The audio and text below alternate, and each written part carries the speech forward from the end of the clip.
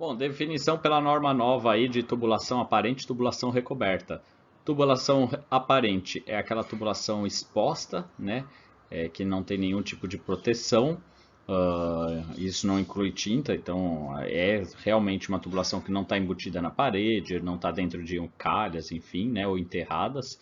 E tubulação recoberta é aquela que está embutida, né, mas tem fácil acesso a essa tubulação, né, que seria para a questão de manutenção, principalmente rede hoteleira, por exemplo, né, seria bastante interessante, né, se ter facilidade de manutenção somente abrindo uma porta, um acesso, né, você faz a manutenção, fecha de novo, não interrompe, não faz sujeira, né, então seria essa a ideia da tubulação recoberta. E duto, né, um espaço fechado, né, pode ser um tubo de maior diâmetro, por exemplo, aberto à visitação ou não, né, horizontal ou vertical, no qual é destinado para passagem de tubos, né. Então, às vezes numa travessia subterrânea você pode ter um duto, que é o tubo externo, né, que é a camisa, o tubo camisa, e você passa o outro tubo internamente. Ou você pode ter os shafts, enfim, que são áreas fechadas que você passa as tubulações, seja ela horizontal, vertical, por aí vai. Bom, essas definições também são bastante importantes, né? Nós temos definições aqui de dreno, tubo ventilador, tubo respiro, vezes de travação, extravasão, tubulação de limpeza e tubulação de retorno, né? O que é cada uma delas, tá? Dreno é a tubulação responsável pelo esvaziamento de qualquer recipiente, tá? Então você tem o dreno de uma banheira, por exemplo, tá ali é mais ligado já à linha de esgoto, porque é após o uso, mas você tem algum esvaziamento de um reservatório, por exemplo, é um dreno, ok? Tubo ventilador é o tubo responsável, por exemplo, para alívio de pressão negativa dentro de um reservatório. Se você tem uma descarga muito grande de vazão nesse reservatório, você acaba gerando pressão negativa. E se você não tem esse tubo ventilador para aliviar, né, a pressão negativa, você pode ter uma contração das paredes desse reservatório, da tampa, né? Um tubo respiro já é o tubo responsável pela saída de ar do sistema, né? Por uma ventosa, por exemplo, ou de vapor dentro do sistema de água quente. Tubulação de aviso de extravasão é o famoso ladrão que a gente fala, né? Pendurado lá no telhado. É uma tubulação que tem que estar aparente. Você tem que saber que, por exemplo, a boia do reservatório quebrou, a torneira boia quebrou e que você está desperdiçando água, que ele está extravasando. É muito comum o pessoal utilizar esse tubo de aviso de extravasão junto com o tubo de extravasão, que até não está errado, desde que você trabalhe com uma visibilidade disso. Só que isso tudo fica interligado com o sistema de drenagem de água pluvial e você não enxerga quando está tendo transbordamento, tá? Isso é uma falha em projetos, tá? Então, o tubo de aviso de extravação ele pode ser só um tubo, no caso de o reservatório atingir o nível de transbordamento, ele vai pingar, por exemplo, numa passagem, num corredor, que a pessoa vai acabar percebendo que está vazando, tá? Lógico que vai pingar num lugar também que não vai danificar ou causar um acidente aí com pessoas escorregando, né? Ou em cima de um armário, um forro de gesso, teria que ser aparente, mas facilmente destinado à água pluvial, mas tem que ter esse alerta. E a tubulação de extravasão é aquela que tem que ter um diâmetro suficiente para compor essa vazão que entra no reservatório, que não está sendo controlada e que está extravasando. É muito comum você ver reservatório, às vezes, de residência, chegando uma tubulação de 25 milímetros, né, do reservatório, com conduto forçado, com pressão aí de 20, 30 MCA às vezes, e aí o ladrão é um tubo de 20 milímetros e não tem tubo de extravasão nenhum, né? Então você olha o tubo de aviso de extravasão, ladrão, e extravasão tudo em um, para conduto livre, né, que ele vai trabalhar inicialmente como conduto livre, ele é de diâmetro menor do que uma tubulação de entrada, né? Isso é uma falha, porque a extravasão tem que conseguir ser suficiente, né, através de conduto livre, extravasar a vazão que está entrando, senão você tem transbordamento do mesmo jeito, né? E aí o transbordamento não controlado. Tubulação de limpeza é aquela tubulação, por exemplo, de reservatórios que quando você vai dar manutenção, você vai esvaziar ele inteiro. Então ele tem que estar numa cota mais baixa do reservatório possível para que você tenha o esvaziamento total do reservatório, tá? E tubulação de retorno é a tubulação na parte de água quente, no sistema de água quente, que fica recirculando água quente pelos pontos. Então você teria a água quente indo para o ponto e recirculando. Isso, para conforto do usuário, é muito legal, porque você abre a torneira praticamente já tem água quente, né? Em casas ou instalações que não tem isso, na minha casa é assim, tá? Eu tenho um banheiro que fica mais distante do boiler de água quente. Então quando você abre, demora um tempinho para a água chegar até lá, porque a água da tubulação está descendo, tá? Mas tem uma desvantagem também, porque se você ficar recirculando água quente num sistema que não é isolado como o boiler, apesar de poder ter um isolamento um pouco melhor, mas ele não é um isolamento tão perfeito quanto o boiler, o reservatório de água quente, você vai ter resfriamento constante dessa água, e aí você vai ter uma perda de eficiência do sistema de aquecimento. Então, se for aquecimento solar, isso resulta que você vai precisar mais placas para garantir a mesma condição de uso, tá?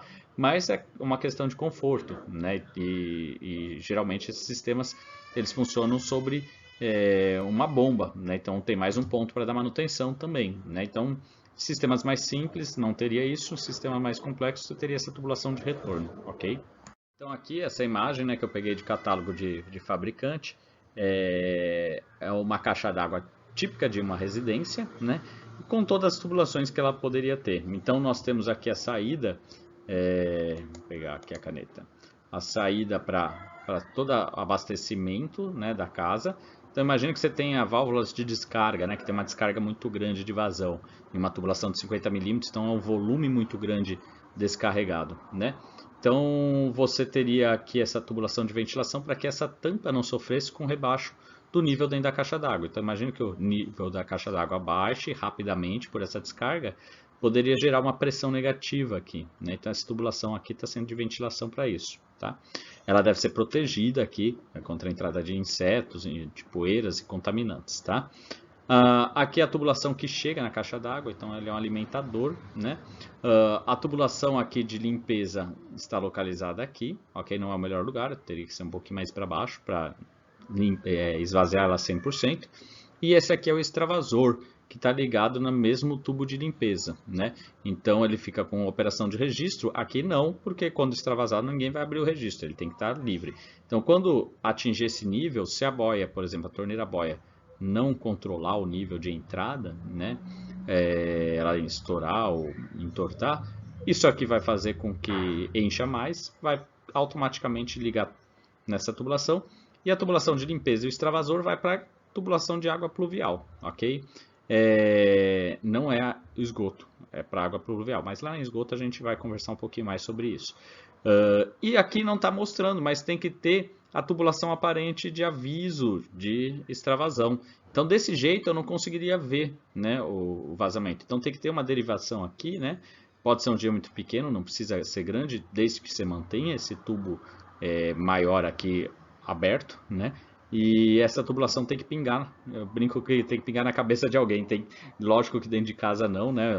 Não pode gerar prejuízos, né? E nem acidentes, mas é uma tubulação que precisa ser visível aí e de certa forma incomodar, sem gerar prejuízos de acidentes, mas incomodar para que seja solucionado, né? Bom, e dentro dessa ideia, né, a gente tem a definição de nível de transbordamento, que é o nível da cota da geratriz inferior. Para quem não está acostumado, às vezes é estranho esse nome. Geratriz inferior é a parte de baixo do tubo, né? E geratriz superior é a parte de cima do tubo, né? Então a parte de baixo do tubo de extravasão e do aviso de extravasamento, né, é considerado como nível de transbordamento, o nível máximo do reservatório. Ali que você vai ter a pior pressão na sua rede pós-reservatório, né? E a pior pressão dinâmica você teria quando o reservatório estivesse em seu nível mínimo, tá? Então, o nível de transbordamento é o nível máximo do reservatório, que é a cota da geratriz inferior da tubulação de extravasamento ou da canaleta de extravasamento, beleza? Aparelhos sanitários já existia nas definições das normas antigas, né? No entanto, nós temos uma infinidade muito maior do que em 93, 98 de usos. Então, por exemplo, aqui nós temos um vaso sanitário, né, que pode ser com caixa acoplada ou sem caixa acoplada, que pode ter a saída de esgoto, né, para baixo, apesar de estar mais ligado a instalações sanitárias do que a de água, mas saída para baixo. saída na parede, suspenso ou não suspenso, pode ser com reuso, sem reuso. Eu particularmente acho um absurdo o reuso de água de lavatório, por exemplo, para caixa de descarga, uma questão sanitária, né, de propagação de doenças. Mas enfim, isso é assunto para um outro vídeo. Lavatório pode ser de torneira de bancada, torneira de parede, né? A torneira de teto agora nós temos também, né? Nós temos chuveiro, temos ducha, chuveiro elétrico, ducha de coluna, ducha de convencional, ducha de parede, de teto, né? Nós temos banheira com cascata, sem cascata, com aquecimento interno, com aquecimento externo, espaço, né? Que é um pouco diferente. Temos a pia de cozinha, que também tem suas torneiras de bancada ou de parede. Máquina de lavar roupa, máquina de lavar louça. Nós temos filtro, que não está aqui. Temos geladeira com filtro, né? Apesar de ainda no Brasil ser pouco acessível o preço da geladeira com filtro, né? Mas é algo que deve-se pensar aí a médio prazo ser mais acessível, né? Então nós temos uma infinidade de aparelhos sanitários que nós não tínhamos em 93, 98, né? Bom, aquecedor é o aparelho, o equipamento, né, responsável por fazer o aquecimento dessa água de forma não natural, né, como a norma põe. No caso aqui a gente tem um aquecedor a gás, né, aquecedor solar, né, que não é a placa fotovoltaica, tem que tomar cuidado, até nessa imagem aqui, essa placa central ali parece ser fotovoltaica. A da direita, a gente tem placas que geralmente são utilizadas nas piscinas, e na esquerda, painéis que são utilizados aí em residências, em instalações hoteleiras e por aí vai, né? Então, nós temos aquecimento solar e temos também o aquecimento elétrico, que geralmente é um aquecimento no ponto de uso, de utilização, ok? O aquecimento solar também tem uma resistência elétrica para quando você não tem insolação, não necessariamente o dia frio. Às vezes você tem um dia frio que tem sol, né? Como é o interior de São Paulo, onde eu estou, né? A gente geralmente no inverno temos o céu azul, né? Então tem incidência de radiação, aquece a água. Agora, se você tiver um dia de verão nublado, né? Um dia de verão com o céu fechado, você não tem aquecimento da água, né? Então tem essas suas particularidades, também é assunto para um próximo vídeo. Um outro ponto que a norma também trabalha, né, em relação a definições novas que não eram computadas anteriormente, é aquecimento central coletivo ou privado. Bem simples de entender, aquecimento central coletivo é o aquecimento central que abastece mais de uma unidade familiar. E o aquecimento privado é para uma única unidade familiar. Então, uma residência, um prédio, basicamente, né? Apesar de que em edifícios você pode ter verticais, né, você pode ter aquecimentos individualizados através, por exemplo, de gás. Então, cada unidade tem seu sistema de aquecimento, tá? Privado.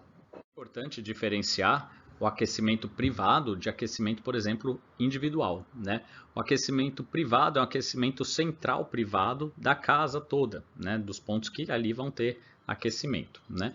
Agora, quando você fala em aquecimento individual, é no ponto de uso. Lembra que eu comentei em slides anteriores que, por exemplo, o lavatório pode ter uma torneira elétrica disfarçada. Embaixo da pia você tem um aquecedor ali que só esquenta aquela água e ele funciona por um fluxostato, né? Então, a partir do momento que tem fluxo, ele liga. Pode ter termostato também, fluxostato com termostato. Fluxostato tem fluxo, ele liga, não tem fluxo, ele desliga. E determinada temperatura ele liga, determinada temperatura ele não liga se tiver termostato, ok? Chuveiro elétrico também é um aquecimento individual no ponto de uso, né?